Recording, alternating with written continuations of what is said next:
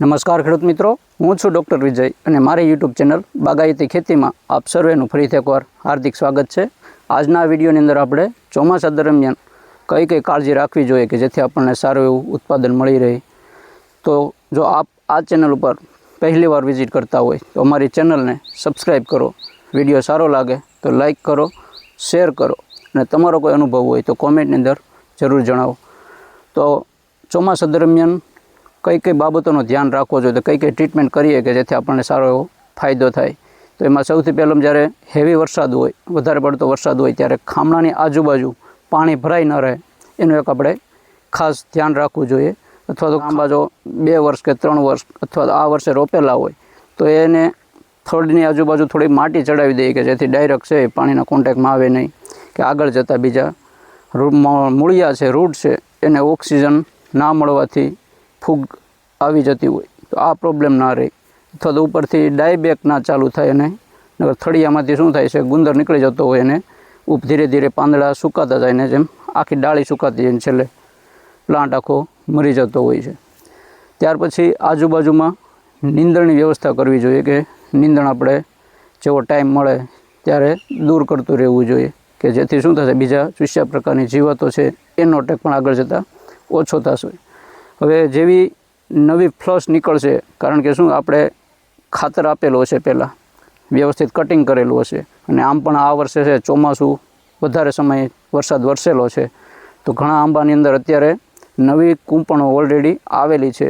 તો આ કૂંપણ ખાલી આવવાથી છે આપણને સારું ઉત્પાદન મળતું નથી, પણ જેટલી કૂંપણો આવેલી છે એને આપણે આગળ જતાં કઈ રીતે સાચવી કે એને ટ્રીટમેન્ટ કરી શકીએ કે એની અંદર સારા એવા ફ્લાવરિંગ આવે ને એટલે આપણને સારી એવી આવક થાય। કારણ કે અત્યારે ચોમાસાની અંદર 2 થી 3 રોગ અને જીવાતનો એટેક વધારે થતો હોય।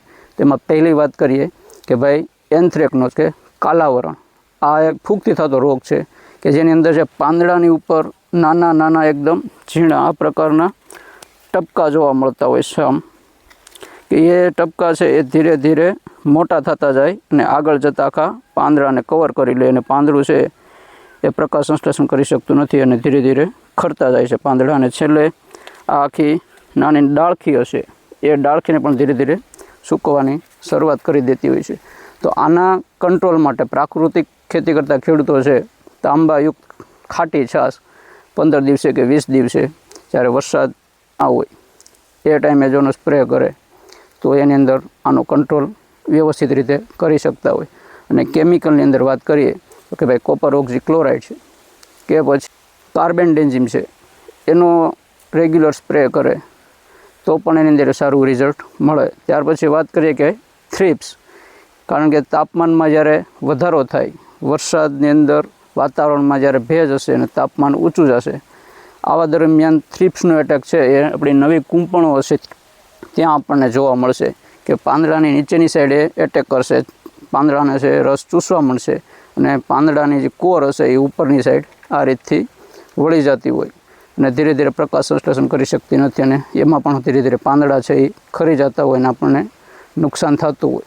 તો આના કંટ્રોલની વાત કરીએ તો આપણે બ્યુવેરિયા બાસિયાના અથવા તો વેલ્ટિસિડિયમ લેકાની કે જે ઉપયોગી ફૂગ આવે એને પણ પ્રાકૃતિક ખેતી કરતા ખેડૂતો ઉપયોગ કરે, એનો સ્પ્રે કરે તો એની અંદર સારું રિઝલ્ટ મળી શકે।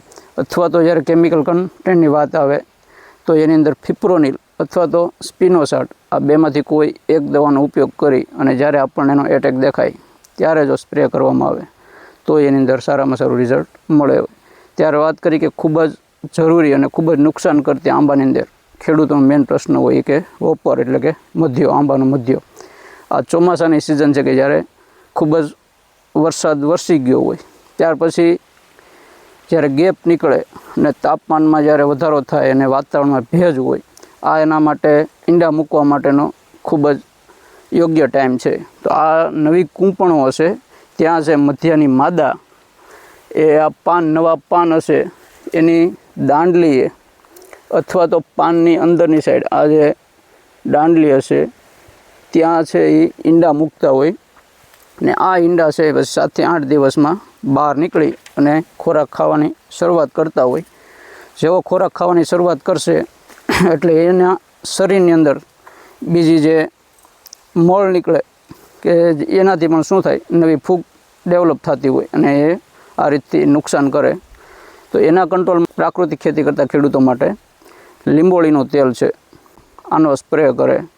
અને કેમિકલ કન્ટેન્ટની વાત કરીએ તો જે ઇમિડાક્લોપ્રિડ આવે કે પછી થાયોમિથોક્ઝામ, આ બેમાંથી એક દવાનો સ્પ્રે કરે. ચોમાસાની અંદર વધુ પ્રમાણમાં નુકસાન કરતી જીવાત એટલે કે ઈયળ, કે જેને ઇંગ્લિશમાં લેબ ફેબરના નામે તરીકે ઓળખાય, નામ પ્રમાણે જેનું કામ છે કે એ ધીરે ધીરે જે આપણા નવા પત્તા હશે, નવી કૂંપણ નીકળી હશે, એ પાંદડાને નીચેની બાજુથી ખાવાની શરૂઆત કરે છે અને આ રીતે એક ઝુમખું બનાવે.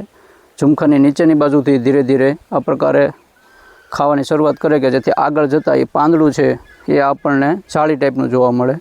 અને જો વધારે એટેક હોય તો આ 4 થી 5 નવા પાન હશે એને ભેગા કરી અને એક જાળા જેવી રચના કરી નાખે, એની અંદરની સાઈડથી ધીરે ધીરે ખાવા માંડે, જેથી આગળ જતાં એ પત્તા સુકાઈ જશે.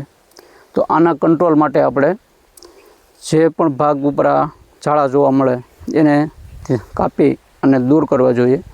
પ્રાકૃતિક ખેતી કરતા ખેડૂતો 10,000 ppm લીંબોળીનું તેલ આવે એનો સ્પ્રે કરે તો એને આગળ જતાં અટકાવી શકીએ. અને કેમિકલ સ્પ્રેની વાત કરીએ તો એની અંદર ક્લોરપાયરીફોસ પ્લસ સાયપરમેથ્રિન કે જે બે કમ્બાઈન કેમિકલ આવે છે એનો સ્પ્રે કરવામાં આવે, અથવા તો લેમ્ડા સાહિયોથ્રીન આ કેમિકલનો સ્પ્રે કોઈ પણ એક દવાનો કરવામાં આવે તો એની અંદર આપણને સારામાં સારું રિઝલ્ટ મળે. તો આ વાત થઈ ચોમાસા દરમિયાન.